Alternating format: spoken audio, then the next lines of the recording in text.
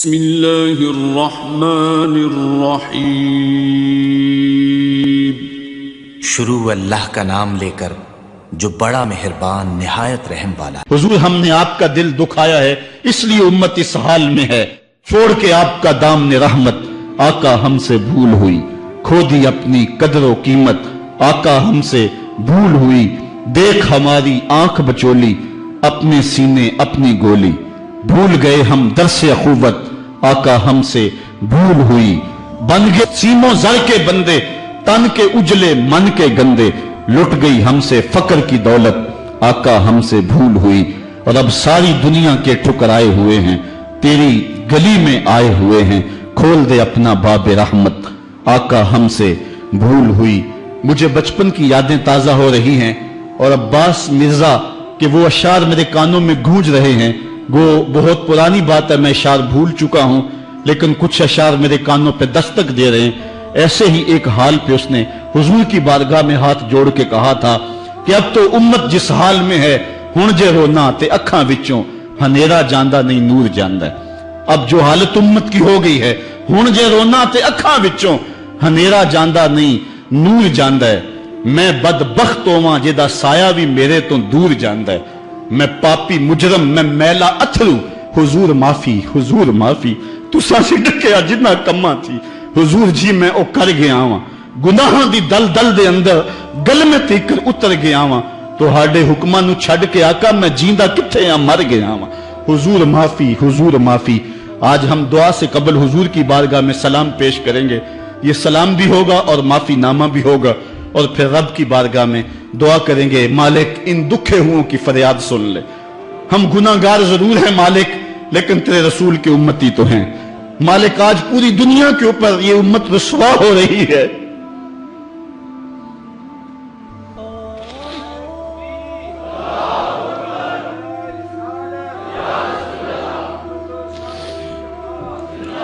تجھ سے فریاد ہے اے گنبد خضرا والے، کعبے والوں کو ستاتے ہیں کلیسا والے۔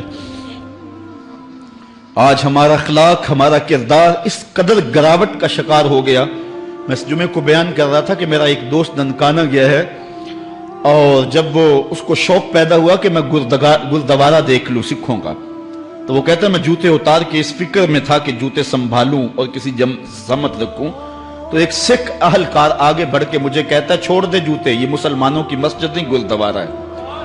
تو کہتا ہے میں ڈوب گیا، میرا جی چاہتا میں جذب ہو جاؤں زمین کے اندر۔ آج یہ ہماری حالت ہے کہ ہمارے ملک کے اندر رہنے والے سکھ بھی ہمیں تانا دے رہے ہیں، اور ہم ان کو جواب نہیں دے سکتے، ہماری حالت ایسی ہی ہے۔ اور آؤ تمہیں ایک وہ کہانی بھی سناؤں۔ مسجد شاہی ہے اور اس کے تھڑے پہ گداگر مانگ رہا ہے کہ ایک انگریز افسر آیا اور اس نے اندر جانا تھا، تو گداگر نے اس کے سامنے ہاتھ پھیلا دیا، اس نے بٹوا نکالا اور کچھ پیسے رقم جو ہے اس کی ہتھیلی پہ رکھ کے، اور دوبارہ بٹوا جیب میں ڈالنے لگا، پھسل گیا، نیچے گر گیا، وہ اندر چلا گیا۔ گداگر نے وہ بٹوا پکڑ لیا، خیال تھا یہ واپس پلٹے گا تو میں اس کو یہ بٹوا دے دوں گا، لیکن واپسی شاید وہ کسی بغلی دروازے سے نکل گیا یا اس کو پتہ نہ چل سکا، تو وہ بٹوا اپنے گھر لے گیا۔ ایک سال گزرا تو دوبارہ جب وہ انگریز وہاں شاہی مسجد میں آیا دورے کے لیے، تو یہ چونکہ دور بھی انگریز کا ہی تھا، تو اس گداگر نے پہچان لیا، کہا بابو رکنا، مجھے تم سے تھوڑا سا کام ہے۔ خیر وہ جلدی سے بھاگ کے گیا، گھر سے بٹوا لے آیا جس میں ہزاروں روپے تھے، اور اس نے انگریز کو پیش کیا۔ اس نے حیرت سے کبھی بٹوے کو دیکھتا اور کبھی اس کو دیکھتا، کہا تمہیں یاد ہو نہ یاد، تمہارا بٹوا گر گیا تھا اور میں نے سنبھال کے رکھا ہوا۔ اس نے کہا میں یہ نہیں دیکھ رہا، میں یہ دیکھ رہا ہوں تم گداگر ہو ذات کے، اور ایک بٹوا جس میں اتنی کرنسی ہے، اتنی رقم ہے کہ تم اچھا گھر، اچھا مکان اور اچھا کاروبار سیٹ کر سکتے تھے، اور تم نے یہ بٹوا ایک پورا سال ہو گیا سنبھال کے رکھا۔ اس نے کہا بابو مکان اور کاروبار کی کہانی نہیں، جو کہانی ہے وہ غیرت اور عزت کی ہے۔ اس نے کہا کیا کہانی ہے؟ اس نے کہا تو عیسائی ہے اور میں نوکر ہوں رسول اللہ کا، اور کل قیامت کے دن اگر تیرے نبی نے میرے نبی سے کہہ دیا کہ میرے امتی کا بٹوا گرا تھا اور تیرے امتی نے اٹھا لیا، تو پھر میرا نبی تو شرمسار ہوگا، میں گداگر ضرور ہوں، بے غیرت نہیں ہوں۔ اس دور کے گداگاروں کی کہانی یہ آپ کو سنا رہا ہوں، اور اگر آج کے شاہوں کی کہانی چھیڑوں، آج کے وزیروں کی کہانی چھیڑوں، آج کے مشیروں کی کہانی چھیڑوں، اور آج کے اہل سرمت کی کہانی چھیڑوں تو شرم سے سر جھک جائیں. ایک وہ دور تھا، یہ دور غلامی کی کہانی تمہیں سنا رہا ہوں. میں تمہیں عمر بن عبدالعزیز کے دور کی کہانی نہیں سنائی ہے، میں تمہیں عمر کے دور کی کہانی نہیں سنائی ہے، حضرت ابو بکر کے دور کی کہانی نہیں سنائی، میں تمہیں محمد عربی کے مدینے کی کہانی نہیں سنائی. یہ کل کی بات ہے کہ ہم عزتوں کس مسجد پہ تھے. ایک گدا کر بھی محمد کی آبرو کا اس قدر رکھوالا تھا، اور آج ہم کہاں گر گئے ہوئے ہیں.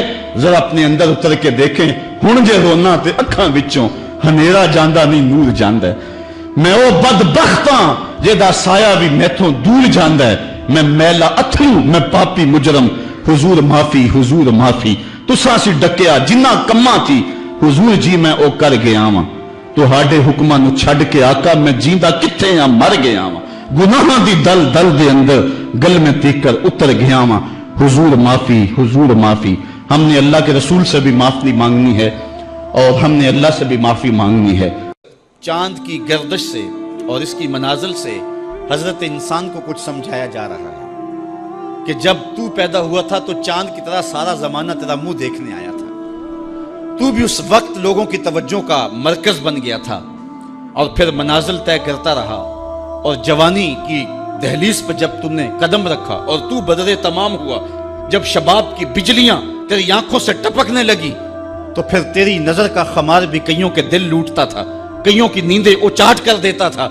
جس طرح چاند جب جوبن پہ ہو تو چکور کا دل لرزتا ہے اور سمندر میں جوار بھاٹا پیدا ہو جاتا ہے، لہریں اٹھتی ہیں، طوفان پیدا ہوتے ہیں.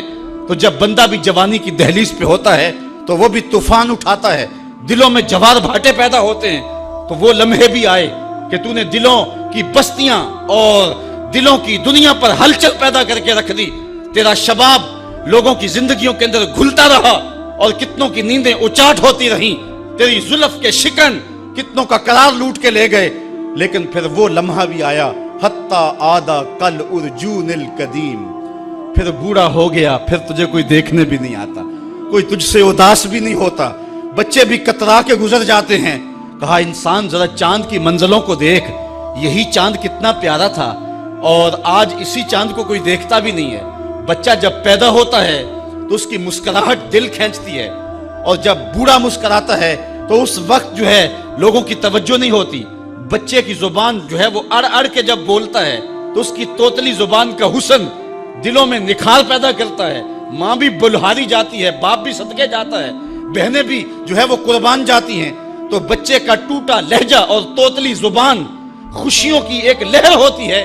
لیکن جب بڑھاپے میں فالج کی وجہ سے زبان میں لکنت آ جائے، اب توتلا پن پیدا ہو جائے، اب زبان اٹکنے لگے، تو بچے بھی مذاق اڑاتے ہیں. ایک لمحہ وہ تھا کہ زبان توتلی تھی تو حسن تھا، آج لمحہ وہ گیا کہ حتی آدھا کل ارجون القدیم.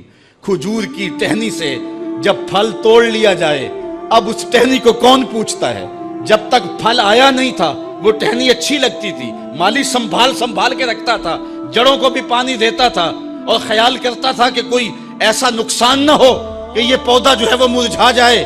پھر جوبن پہ آیا اور جب کھجوریں لگیں تو اس نے پھر رسیاں بھی باندھی اور کھجوروں کو سنبھالنے کے لیے سب کچھ کیا. پھر جس دن اس نے اس ڈال سے پھل کاٹ لیا، اب وہ کھجور اجڑ گئی، اب اس کی وہ ٹہنی بے توقیر ہو گئی.